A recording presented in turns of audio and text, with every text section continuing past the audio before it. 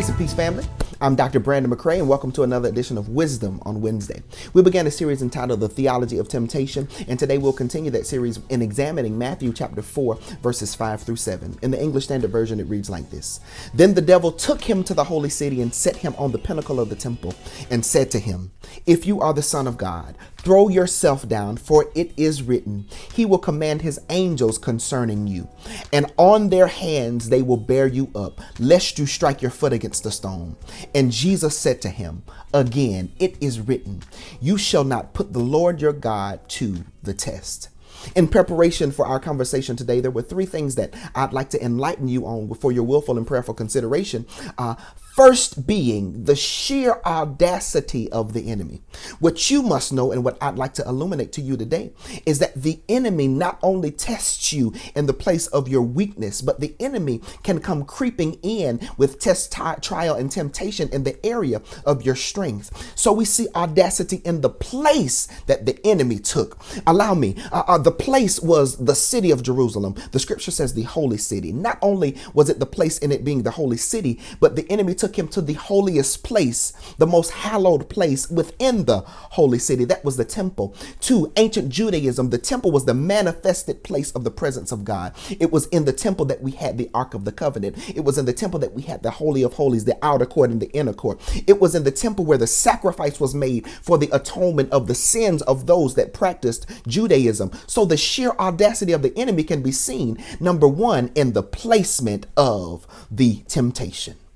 Not only do we see the audacity and the placement of the temptation, but secondly, we see an assumption. And where is it that we see the assumption? The assumption is made by the enemy. He says, "If you are the Son of God." Here it is. The audacity of temptation is simple. It assumes that its actions will alter the position of our assurance. It's all merely a play for power. When the enemy assumes by sheer audacity, what he does is he hopes to misplace our assurance, to thwart the efforts of our faith. And position can be seen in several areas. Position is mental, position is emotional, position is psychological, position is financial, physical, relational, but ultimately position can be seen in the area of scripture and in our area of theological understanding. Allow me to paraphrase it like this. Scriptural misplacement only leads to theological misinterpretation. Take a note.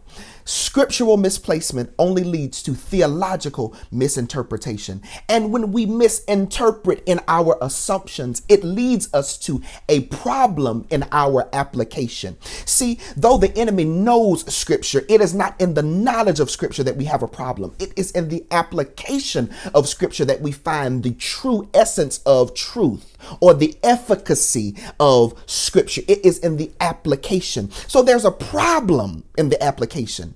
Though the enemy knew what Psalms 91 verse 11 through 12 says, the problem was in his distortion of what it meant. The enemy wanted to tempt God or Jesus Christ to force God into a place where he had to prove himself. But that is sheer testing of God. But we see the problem in the enemy's approach, but we see the prescription in Jesus's definition. Jesus properly defined Scripture by returning the enemy back to Scripture. Deuteronomy chapter 6 verse 16 to be exact. You shall not test the Lord your God. Allow me to leave you with this. It's God's job to test, but it is not our job to put God to the test. Listen, this has been Wisdom on Wednesday. Do three things for me. Like, share, and comment on this video. Let's make something God go viral. And until next week, meet me at the same place, same time, same station for Wisdom on Wednesday. Listen, holla at your boy.